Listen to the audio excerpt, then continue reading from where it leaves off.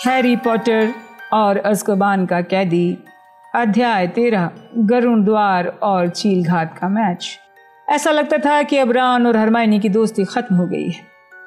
Ron इसलिए गुस्सा था कि हरमाइनी अपनी बिल्ली को वो अब भी क्रूकशैंक्स को निर्दोष जताते हुए रॉन को दूसरे सुझाव दे रही थी कि लड़कों के पलंग के नीचे स्कैबर्स को खोजे। हरमाइनी का दावा था कि रॉन के पास इस बात का कोई सबूत नहीं है क्रूकशैंक्स ने स्कैबर्स को खाया है। व्यक्तिगत रूप से हैरी को यकीन था कि क्रूकशैंक्स ने स्कैबर्स को खा लिया है। जब उसने हरमाइनी को यह बताने की कोशिश की कि सभी सबूत इसी दिशा में संकेत कर रहे हैं तो वो हैरी पर भन्ना गई। ठीक है, तुम भी रॉन का पक्ष लो, मैं जानती थी तुम ऐसा ही करोगे। पहले फायरबोल्ट, अब स्कैबर्स, सब मेरी गलती है ना? मुझे अकेला छोड़ दो, मुझे बहुत पढ़ना है। रॉन ने अपने चूहे की मौत को दिल पर ले लिया था। छोड़ो भी रॉन, तुम हमेशा कहते थे वो बहुत बोरिंग है, फ्रेड ने तसल्ली देते हुए कहा। और वो काफी समय से बीमार भी दिख रहा था, बूढ़ा हो गया था, उसके लिए अच्छा हुआ।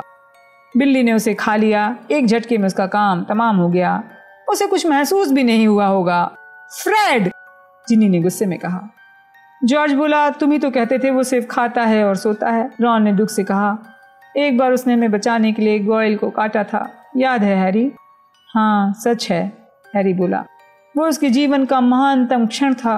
फ्रेड ने अपनी मुस्कुराहट रोकने की कोशिश की। अब छोड़ो भी रॉन, हॉग्समीड जाकर एक नया चूहा खरीद लेना, दुख मनाने का क्या फायदा है? रॉन को खुश करने की आखिरी कोशिश में हैरी ने उसे लालच दिया कि वो मैच के पहले होने वाली गरुड़ द्वार टीम की आखिरी प्रैक्टिस में चले और प्रैक्टिस खत्म होने के बाद फायर बोल्ट की सवारी कर ले। क्विडिच पिच की तरफ जाते समय कुछ समय के लिए रॉन के दिमाग से स्कैबर्स निकल गया। बहुत बढ़िया, क्या मैं इस पर उड़कर कुछ गोल कर सकता हूँ? मैडम हूचब भी हैरी की निगरानी करने के लिए गरुड़ द्वार की प्रैक्टिस को देख रही थी। बाकी लोगों की तरह वो भी फायर बोल्ट से बहुत प्रभावित थी। प्रैक्टिस शुरू होने के पहले उन्होंने उसे अपने हाथों में लिया, उन लोगों को विशेषज्ञ की तरह समझाया। देखो, इसका संतुलन देखो। अगर निम्बस सीरीज में कोई गड़बड़ी है तो वो ये कि कुछ साल बाद वो एक तरफ थोड़ा झुक जाती है। उन्होंने फायर बोल्ट के हैंडल को आधुनिक बना दिया है, ये क्लीन स्वीप से थोड़ा पतला है। इसे देखकर मुझे पुरानी सिल्वर एरोज की याद आ गई। बड़े दुख की बात है, वो झाड़ू बनना बंद हो गई। वो कुछ समय तक इसी तरह बोलती रही जब वुड ने परेशान होकर कहा, मैडम हुच, क्या हैरी को फायर बोल्ट वापस मिल सकती है? हमें प्रैक्टिस करना है। अरे हाँ ठीक है, ये लो पॉटर, मैं वीजली के साथ स्टेडियम में हूँ। हैरी, मुझे अभी अभी पता चला है कि चील घाट खोजी के रूप में किसे खिला रहा है। चो चैंग को, वो 4th ईयर में पढ़ती है, बहुत सुंदर है। मुझे उम्मीद है वो पूरी तरह फिट नहीं होगी क्योंकि उसे चोट लगी हुई थी। वुड ने मुंह बनाते हुए इस बात पर चिढ़ जताई कि चो चैंग अब पूरी तरह ठीक हो गई थी। इसके बाद वो बोला, दूसरी बात है उसके पास कॉमेट 260 झाड़ू है जो फायर बोल्ट के सामने बच्ची है। ठीक है, अब सब लोग उड़ो। ठीक है, अब सब लोग उड़ो। हैरी अपनी फायर बोल्ट पर सवार हुआ, जमीन पर पैर मारकर ऊपर उठा। फायर बोल्ट हल्के से छूते ही मुड़ जाती, ऐसा लगता था उसके इशारों की बजाय उसके विचारों के हिसाब से चल रही थी। फायर बोल्ट पिच के पार इतनी तेजी से गई, पूरा स्टेडियम हरे और भूरे झुंकों की तरह धुंधला हो गया। हैरी ने इतनी तेजी से मोड़ा कि एलिसिया स्नैपेट की चीख निकल गई। इसके बाद उसने पूरी तरह नियंत्रित गोता लगाया, घास भरी पिच को अपने पैरों की उंगलियों से छुआ और एक बार फिर हवा में 30-40 फुट ऊपर पहुंच गया। हैरी, मैं सुनहरी गेंद छोड़ रहा हूँ। हैरी मुड़ा, एक पहलवान के साथ गोल तक रेस लगाने लगा। उसने पहलवान को आसानी से हरा दिया। 10 सेकंड बाद सुनहरी गेंद हैरी की मुट्ठी में थी। टीम ने खुशी का जोरदार इजहार किया। हैरी ने एक बार फिर सुनहरी गेंद छोड़ दी। 1 मिनट लगा, उसके पीछे उड़ने लगा, दूसरे खिलाड़ियों के बीच से कला बाजियां खाते हुए निकला। उसने सुनहरी गेंद को केटी बेल के घुटनों के पास देखा और एक बार फिर उसे आसानी से पकड़ लिया। ये सबसे अच्छी प्रैक्टिस थी। टीम फायरबोल्ट के होने से इतनी प्रेरित थी कि उसने एक भी गलती किए बिना अब तक का अपना सबसे अच्छा प्रदर्शन किया था। जब वो जमीन पर आए तो वुड एक भी गलती नहीं निकाल पाया, जो जॉर्ज वीजली के अनुसार पहली बार हुआ था। मुझे नहीं लगता कि कल हमें जीतने से कोई रोक सकता है, जब तक कि हैरी तुमने अपनी दम पिशाच वाली समस्या सुलझा ली है ना? हाँ, हैरी ने अपने कमजोर पितृदेव के बारे में सोचते हुए कहा। वो सोच रहा था, काश उसका पितृदेव थोड़ा ज्यादा शक्तिशाली होता। ओलिवर, डंबलडोर का सख्त आदेश है, दम पिशाच दोबारा मैच में नहीं आएंगे। फ्रेड ने विश्वास से कहा, काश ऐसा ही हो। खैर, सभी लोगों का खेल बहुत अच्छा था, टॉवर में चलते हैं। हैरी ने वुड से कहा, मैं थोड़ी देर रुक रहा हूँ। रॉन फायर बोल्ट पर सवारी करना चाहता है।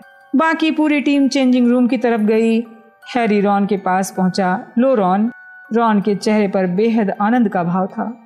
अंधेरा हो गया था, लेकिन रॉन उत्साह से झाड़ू पर चढ़ा आसमान में उड़ गया। हैरी उसे देखते हुए पिच पर घूमता रहा। रात हो गई तो मैडम हुच अचानक जागी, जो अपनी सीट पर ही सो रही थी। उन्होंने हैरी और रॉन को डांटा कि उन दोनों ने उन्हें पहले क्यों नहीं जगाया, और फिर तत्काल महल लौटने का आदेश दिया। हैरी ने फायर बोल्ट कंधे पर रखी और रॉन के साथ अंधेरे स्टेडियम से बाहर निकला। वे लोग फायर बोल्ट के बेहतरीन संतुलन, बेमिसाल गति और शानदार सवारी की बातें कर रहे थे। तभी हैरी ने बाईं तरफ एक चीज देखी। उसका दिल धक से रह गया। 2 आंखें अंधेरे में चमक रही थी। क्या हुआ? रॉन ने कहा। हैरी ने इशारा किया। रॉन अपनी छड़ी निकालकर बुदबुदाया, प्रकाशित भव। रोशनी की एक किरण घास के उस पार तक गई, एक पेड़ के निचले हिस्से से टकराई। उसकी शाखाएं चमकने लगीं। क्रूकशैंक्स पत्तियों के बीच दुबकी हुई थी। वहां से बाहर निकल! रॉन गरजा।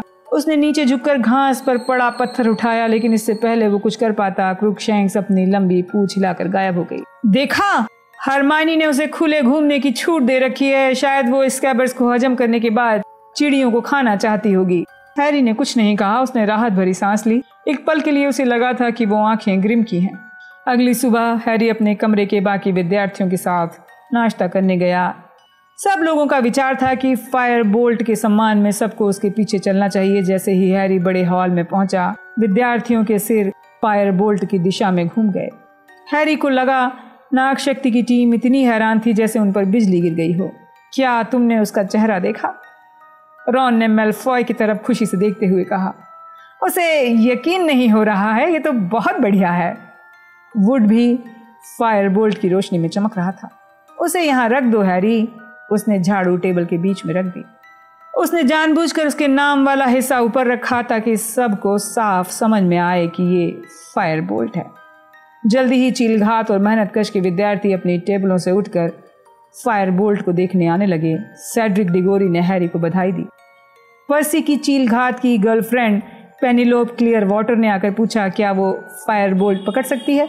जब पेनिलोप फायर बोल्ट को करीब से देख रही थी तो पर्सी उत्साह से बोला, देखो पेनी, कोई गड़बड़ मत करना। पेनिलोप, और मुझ में शर्त लगी है। मैच कौन जीतेगा इस बात पर 10 गैलियन की शर्त। हैरी, जीतना जरूर। मेरे पास 10 गैलियन नहीं है, पर्सी ने चिंता भरी धीमी आवाज में कहा, और वो टोस्ट खाने के लिए पेनिलोप के पास चला गया। तुम उस झाड़ू को संभाल तो सकते हो, है ना पॉटर? धीमी ठंडी आवाज आई। ड्रैको मेलफॉय झाड़ू को करीब से देखने के लिए आ गया था। क्रैब और गोयल उसके पीछे थे। हाँ, मुझे ऐसा ही लगता है, हैरी ने लापरवाही से कहा।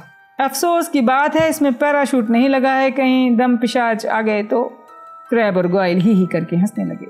अफसोस की बात है तुम अपने शरीर में एक और हाथ नहीं लगा सकते मेलफॉय, हैरी बोला। तब शायद तुम उससे सुनहरी गेंद पकड़ सकते हो। गरुड़ द्वार की टीम जोर से हंसने लगी। मेलफॉय की पीली आंखें सिकुड़ गईं। वो दूर चला गया। आज आसमान साफ था, हल्की हवा चल रही थी। देखने में कोई समस्या नहीं थी। हालांकि हैरी घबरा रहा था, लेकिन उसे रोमांच का अनुभव हो रहा था जो सिर्फ क्विडिच मैच में हो सकता था। हैरी ने स्कूल का काला दुशाला उतारा, जेब से छड़ी निकाली, टी शर्ट के भीतर रखी। वो उम्मीद कर रहा था काश उसे छड़ी की जरूरत ना पड़े। फिर वो सोचने लगा, क्या प्रोफेसर ल्यूपिन मैच देखने आएंगे? जब गरुड़ द्वार की टीम चेंजिंग रूम के बाहर निकलने की तैयारी कर रही थी तो वुड उन सब से बोला, तुम लोग जानते हो हमें क्या करना है। वे लोग तालियों के भारी शोर के बीच पिच पर पहुंचे। चीलघात की टीम नीले दुशालों में थी। उनकी खोजी चो चैंग एक लड़की थी। उसकी लंबाई हैरी से कुछ कम थी। हालांकि हैरी उस वक्त घबरा रहा था, लेकिन उसका ध्यान इस तरफ गया कि वो बहुत सुंदर थी। वो हैरी की तरफ देखकर मुस्कुराई। अचानक हैरी के पेट में एक झटका लगा जिसका उस घबराहट से कोई लेना देना नहीं था। मैडम हुच ने तेजी से कहा, वुड, डेविस, हाथ में लाओ और अपनी अपनी झाड़ुओं पर सवार हो जाओ। मेरी सीटी बजते ही 3, 2, 1 हैरी हवा में उड़ने लगा। सुनहरी गेंद की तलाश कर रहा था। उसे कमेंट्री साफ सुनाई दे रही थी जो वीजली बंधुओं का मित्र ली जॉर्डन कर रहा था। खेल शुरू हो गया है। इस मैच का एक बड़ा रोमांच फायर बोल्ट है जिस पर गरुड़ द्वार का हैरी सवारी कर रहा है। कौन सी झाड़ू के अनुसार इस साल की विश्व चैंपियनशिप में शामिल होने वाले विभिन्न देशों की टीमें फायर बोल्ट को चुनना चाहती हैं। तभी बीच में प्रोफेसर मैकगोनागल की आवाज़ आई, जॉर्डन बताओ कि मैच में क्या हो रहा है।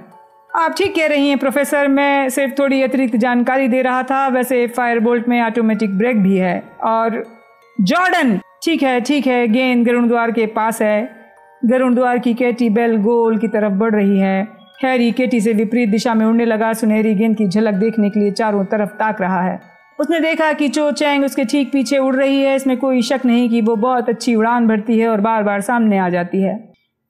हैरी उसे अपनी झाड़ू की रफ्तार दिखाओ, फ्रेड ने चिल्ला कर कहा जब वो उस पहलवान की दिशा में तेजी से गया जो एलिसिया की तरफ जा रहा था।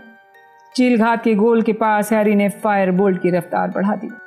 गरुड़ द्वार की टीम खुशी से झूमने लगी कि तभी हैरी को सुनहरी गेंद दिखाई दी। जैसे ही केटी ने मैच का पहला गोल किया था, गरुड़ द्वार की टीम खुशी से झूमने लगी। हैरी को सुनहरी गेंद दिखाई दे दी। वो जमीन के पास एक बैरियर के पास मंडरा रही थी। हैरी ने गोता लगाया। चो ने उसे गोता लगाते देखा, उसके पीछे चल दी। हैरी रफ्तार बढ़ा रहा था। गोता लगाने में वो विशेष माहिर था, सुनहरी गेंद से 10 फुट दूर। तभी चील घाट के मारक ने एक पहलवान उसकी तरफ मारा जो अचानक उसके सामने आ गया। हैरी ने उससे बचने के लिए दिशा बदली। पहलवान 1 इंच दूरी से निकल गया। इन महत्वपूर्ण पलों में गेंद गायब हो गई। गरुड़ द्वार के समर्थकों के मुंह से निराशा की आवाज निकली, लेकिन चील घाट के समर्थकों ने अपने मारक को शाबाशी दी। गरुड़ द्वार 80-0 से आगे है। देखिए फायर बोल्ट कितनी तेजी से आगे चल रही है। पॉटर सचमुच इसकी रफ्तार का लाभ उठा रहा है। इसके घुमाव पर ध्यान दें। चैंग का कॉमेट इसका मुकाबला नहीं कर सकती। जॉर्डन, क्या तुम्हें फायर बोल्ट की विज्ञापन के पैसे मिल रहे हैं? कमेंट्री करो। चील घाट की टीम अब जवाबी हमला कर रही है। चील घाट ने 3 गोल कर दिए थे, जिसकी वजह से गरुड़ द्वार की टीम अब सिर्फ 50 अंक आगे थी। हैरी नीचे की तरफ आ रहा था। ऐसा करते समय चील घाट के एक धावक से टकराते टकराते बचा। वो हड़बड़ी में पिच में इधर उधर देख रहा था। फड़फड़ाते हुए छोटे सुनहरे पंखों की झलक दिखाई दी। सुनहरी गेंद गरुड़ द्वार के गोल के चक्कर लगा रही थी। हैरी ने रफ्तार बढ़ा ली। अगले ही पल चो चैंग उसके सामने आकर रास्ता रोकने लगी। हैरी, ये शराफत दिखाने का समय नहीं है। जरूरत हो तो झाड़ू से गिरा दो। वुड गरजा। हैरी ने घूमने के बाद चो की झलक देखी। वो हंस रही थी। सुनहरी गेंद गायब हो गई थी। कनखियों से उसने देखा चो उसका पीछा कर रही थी। ऐसा लग रहा था उसने सुनहरी गेंद खोजने की बजाय उसका पीछा करने का फैसला किया है। तो ठीक है, अगर वो पीछा करना चाहती है तो इसका परिणाम उसे भुगतना होगा। उसने एक बार फिर गोता लगाया। चो को लगा हैरी को सुनहरी गेंद दिख गई है। उसने भी गोता लगा दिया। हैरी अपने गोते में तेजी से बाहर निकल आया। ऊपर की तरफ उड़ने लगा। चो नीचे गिरने लगी। हैरी एक बार फिर गोली की रफ्तार से ऊपर उड़ा। सुनहरी गेंद तीसरी बार दिखाई दी चील घाट वाले छोर पर पिच के ऊपर। उसने अपनी रफ्तार बढ़ाई। उसके कई फुट नीचे चो ने अपनी रफ्तार बढ़ा ली। वो जीत रहा था। वो हर पर सुनहरी गेंद के पास पहुंच रहा था। तभी ओह! चो ने चीखते हुए इशारा किया। हैरी का ध्यान भटक गया। 3 ऊंचे काले नकाबपोश दम पिशाच उसकी तरफ देख रहे थे। वो सोचने के लिए नहीं रुका। उसने दुशाले में हाथ डाला, छड़ी बाहर निकाली और गरजते हुए बोला, पितृदेव संरक्षणम। उसकी छड़ी के सिरे से एक बड़ी सफेद चीज बाहर आई।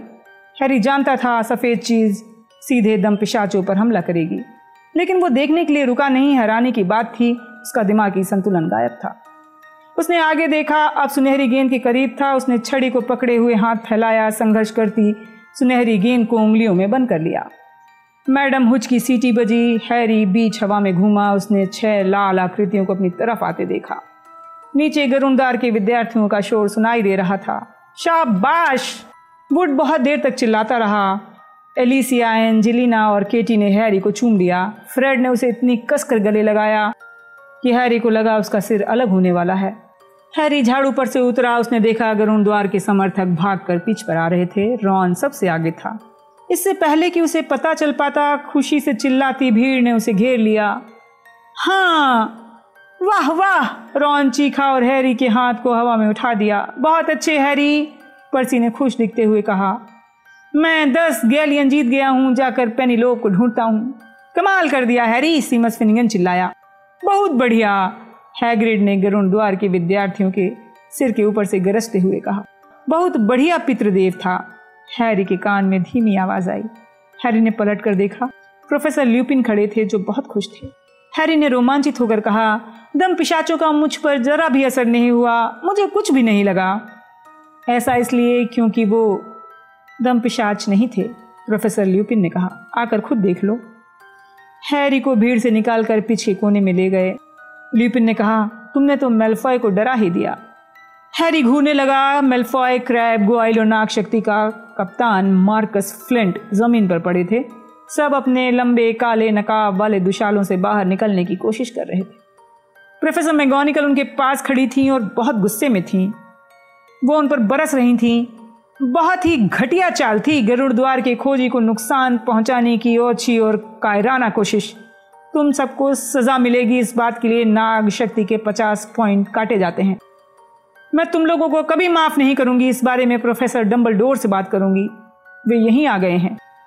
अगर गरुड़ द्वार की जीत पर कोई चीज मोहर लगा सकती है तो वो ये थी। हैरी के पास रॉन हंसते हंसते दोहरा हो गया जब उसने मेलफॉय को अपने दुशाले से बाहर निकलने का संघर्ष करते हुए देखा। चलो हैरी, जॉर्ज ने उसके पास आते हुए कहा, जश्न मनाते हैं गरुड़ द्वार के हॉल में अभी। ठीक है। काफी समय बाद हैरी इतना खुश हुआ था।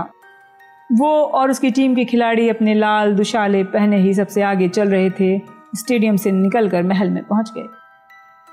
उन्हें महसूस हो रहा था जैसे उन्होंने क्विडिच कप जीत लिया हो। उनका जश्न रात तक चलता रहा। फ्रेड और जॉर्ज वीजली 1-2 घंटे के लिए गायब हो गए। वापस आए तो उनके हाथों में बटर बियर की बोतलें थी, पम्पकिन फिश था और हनी ड्यूक्स की ढेर सारी मिठाइयाँ। तुम लोग ये चीज़ें कैसे लाए? एंजेलिना जॉनसन ने पूछा। मूनी, वॉमटेल, पेटफुट और प्रॉन्ग्स की मदद से, फ्रेड ने हैरी के कान में बुदबुदाकर कहा। सिर्फ एक विद्यार्थी इस जश्न में शामिल नहीं था। हरमाइनी एक कोने में बैठकर मोटी किताब पढ़ने की कोशिश कर रही थी। शीर्षक था ब्रिटिश मगलुओं का घरेलू जीवन और सामाजिक आदतें। चलो हरमाइनी, आकर कुछ खा लो।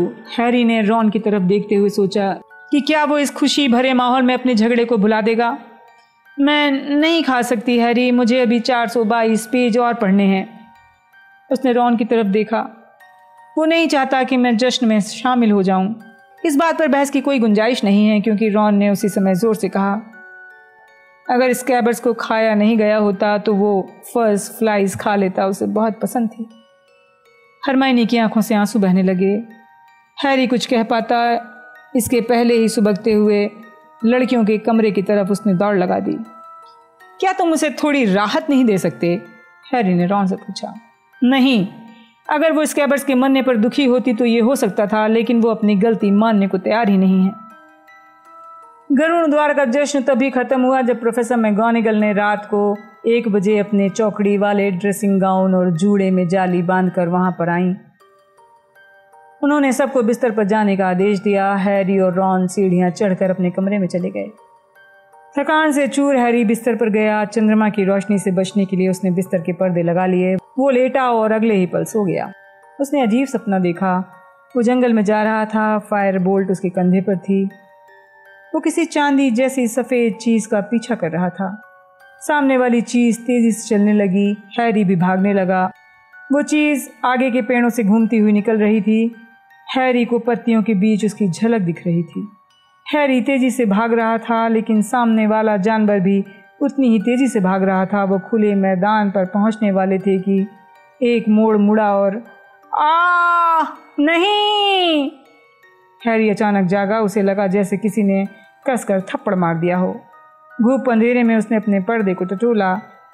उसे अपने चारों तरफ आवाजें सुनाई दे रही थीं। कमरे के दूसरी तरफ से सीमस फिनगन की आवाज आई। क्या हुआ? हैरी को ऐसा लगा जैसे उसने कमरे का दरवाजा बंद होने की आवाज सुनी हो। आखिरकार उसने अपने पर्दे के बीच की जगह ढूंढ ली। पर्दा खोल दिया। उसी समय डीन थॉमस ने अपनी बत्ती जला दी। रॉन अपने बिस्तर पर बैठा था। उसके बिस्तर का एक तरफ का पर्दा पूरी तरह खुला था। उसके चेहरे पर जबरदस्त दहशत का भाव था। Black, Sirius Black. उसके हाथ में चाकू था। क्या? हाँ, अभी हाल। उसने पर्दा फाड़ दिया, मुझे जगा दिया। पर्दों की हालत देख लो, मैं तुमसे कह रहा हूँ वो यहीं पर था। सब बिस्तर से उतर गए। हैरी कमरे के दरवाजे तक सबसे पहले पहुंचा। फिर सब भागते हुए सीढ़ियों से नीचे उतरे।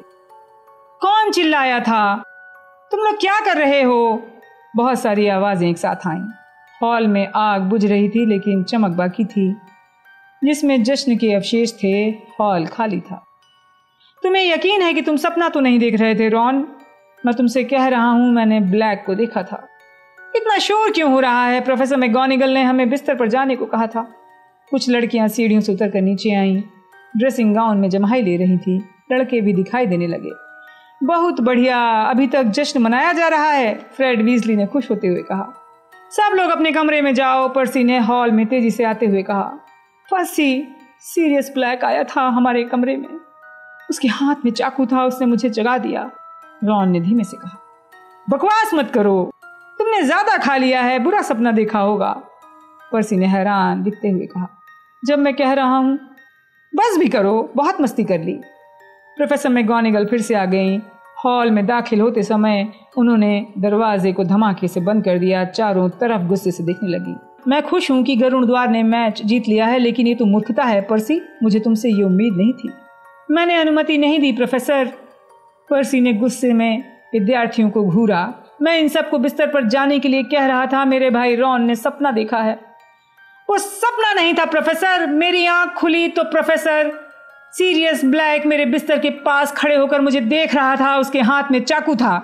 प्रोफेसर मैगोनिगल ने उसकी तरफ घूर कर देखा। बेवकूफ़ी की बातें मत करो वीजली, वो तस्वीर के छेद से अंदर नहीं आ सकता। उससे पूछो, रॉन ने कांपती हुई उंगली से सर कैडोगन की तस्वीर की तरफ इशारा किया। उससे पूछो क्या उसने किसी को अंदर आते देखा है। रॉन को शक से देखते हुए प्रोफेसर मैगोनिगल ने तस्वीर को दोबारा खोला। बाहर गई। सर कैडोगन, क्या तुमने अभी किसी आदमी को गरुड़ द्वार टावर में अंदर जाने दिया था? बिल्कुल, सर कैडोगन ने चिल्लाकर कहा। तुमने अंदर जाने दिया? प्रोफेसर मैगोनिगल बोली।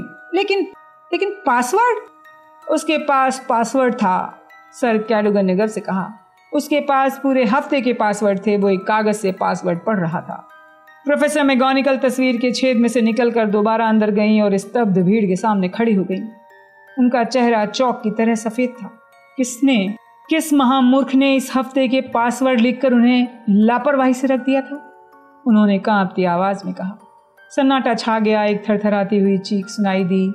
सिर से पैर तक बुरी तरह कांपते हुए नेविल लॉन्गबॉटम ने अपना हाथ हवा में उठा दिया।